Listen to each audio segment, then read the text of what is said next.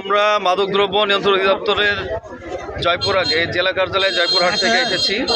গোপন সংবাদের ভিত্তিতে জানি যে কালাই থানাধীন ননজ বাজার সংলগ্ন বালিকা বিদ্যালয়ের পরিত্যক্ত ভবনের ভিতরে কয়েকজন বসে থেকে মাদক সেবন করছিল।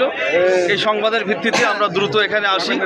এসিলেন্ট স্যারের নেতৃত্বে এসে আমরা তাদেরকে খাওয়া অবস্থায় গ্রেপ্তার করি এবং জনগণ আমাদের সবাই আমাদের পক্ষে সাপোর্ট করেন এবং জনগণ সবাই চান যাতে আমরা এই মাদক নির্মূলের ক্ষেত্রে যথোপযুক্ত ব্যবস্থা নিতে পারি।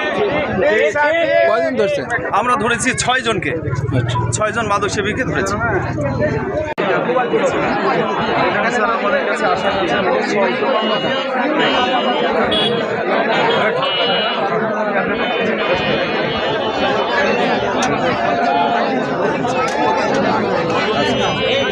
প্রশাসন কাজের মধ্যে অনুরোধ